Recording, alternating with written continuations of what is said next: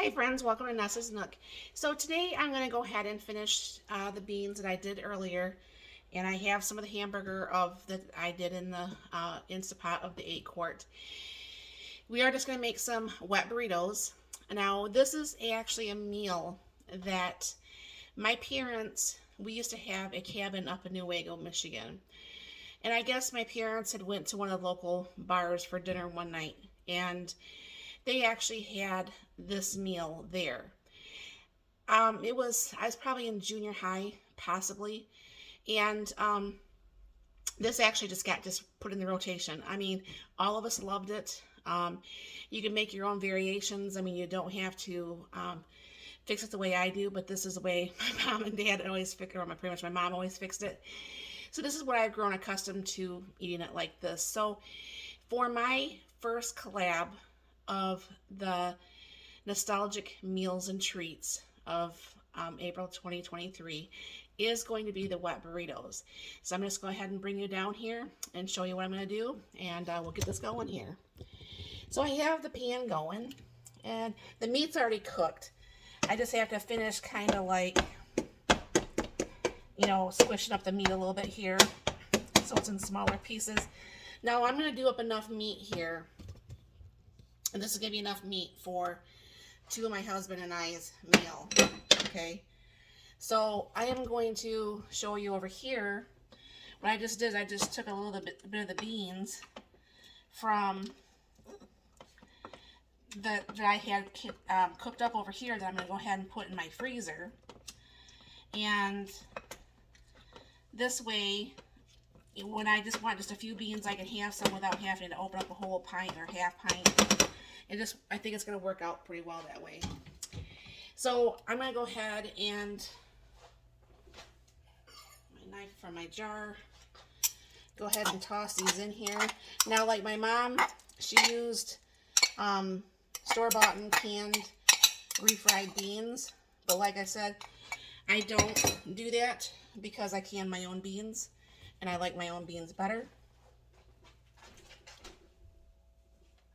All over my stove from that lid. And then I am going to take my own home canned enchilada sauce and also put that in there. So I'll go ahead and kind of like crush these a little bit together, and then I'll go ahead and change the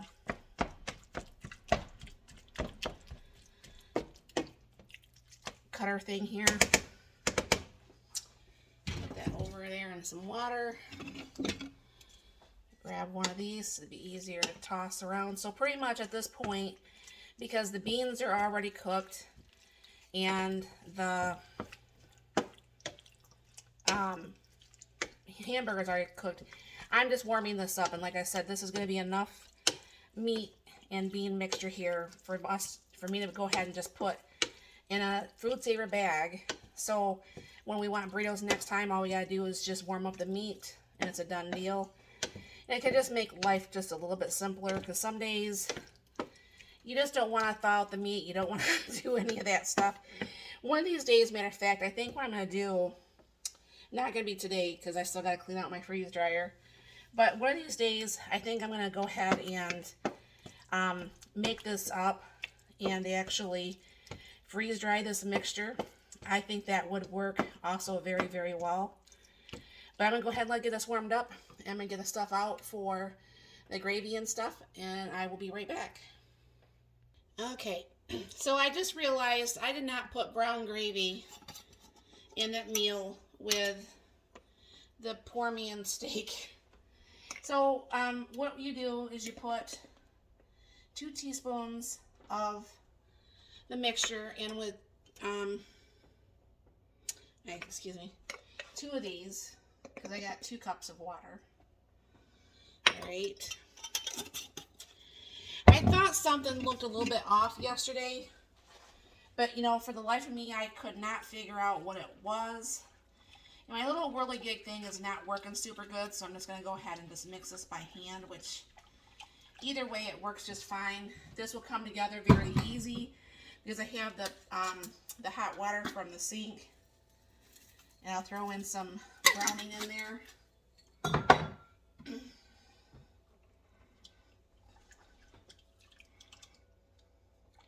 And this, like I said, this will pull together very, very easily. And I like how with that browning, see how that just makes it so nice and brown. It'll get thick pretty fast here. The meat mixture is all warmed up. I'm about to cut up the onions and the tomatoes. My husband should be coming in pretty soon. Get that off there. That's one thing I like about that whirligig. You don't get those little pieces like that of the gravy when you use that little whirligig. But yesterday, or the other day when I tried to use it, it wasn't working right, and I ordered a new one. You know, the best $6 I think I've spent on Amazon in a long time, honestly. So I'm going to go ahead and let that still get warmed up. I'll bring you over here to the island.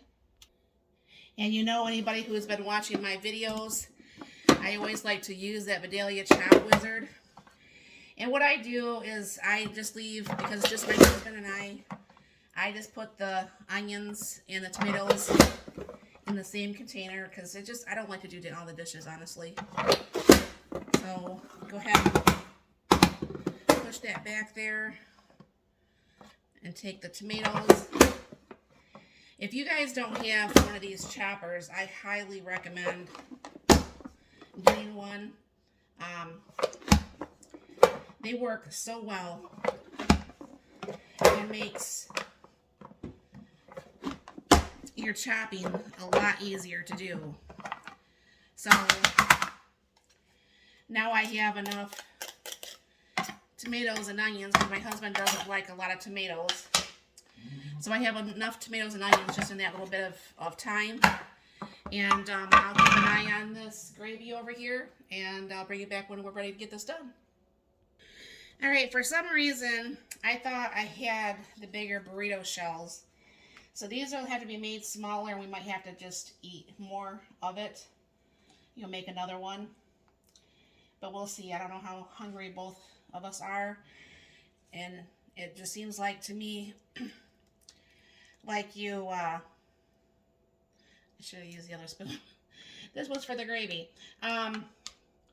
I like to put a little bit of gravy on the inside for whatever reason. I think they did there at the bar too. My husband doesn't like it as much as I do. But, so what I'm going to be doing is I like a little bit more tomato than my husband does. Put in some of my onions. Put a little bit of onion for him. A little bit of tomato for him. And there is a video actually on this homemade sour cream. And if you want to check that out, you can.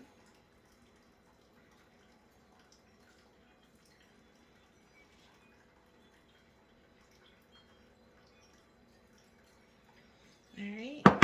Take the last little bit of my lettuce that I have shredded here. Guess I should have put the cheese on there. It's been a minute since I've made these, so bear with me.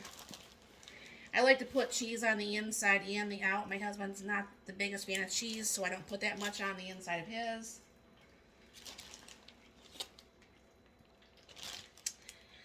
And then a little bit of lettuce.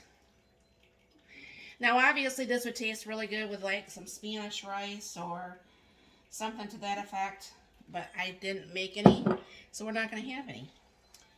So I'll see if I can't kind of try to make a burrito with this. Like I said, they're very, very small, because I obviously was not thinking.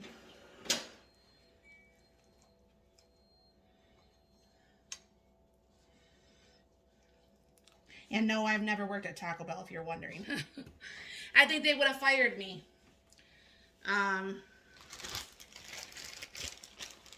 So put a little bit more cheese up on the top.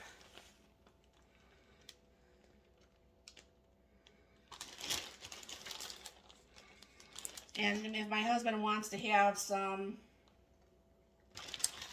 hot sauce or anything, he could put that on his. And I just put the brown gravy over the top. Now, some people would use like the enchilada sauce or something like that, but the bar used the brown sauce. So here is the bar wet burritos from back in the 80s. Hopefully, if you guys do try it, you'll see if you like it or not. I mean, it's just a fast and easy meal, and like I said, there's plenty here more, even if he wants, my hair's all messed up today. If he wants to even make more with like nachos or whatever, we can do that too. So anyways, thanks for stopping by. Please check out all the other collaborators here in the collaboration. If you know anybody who wants to get in, this is an open collab. There's a little, if you want, you can email me and I can send you the little thumbnail of the thumbnail for the collab. And yeah, if you want to get into it, come on over, bring your friends, and if you can, watch all of the videos that we have going on, and it should be a whole bunch of fun. I'd like to see what people come up with for meals that mean something to them at some point in their life. So thank you very much for stopping by. You have a very blessed and wonderful day.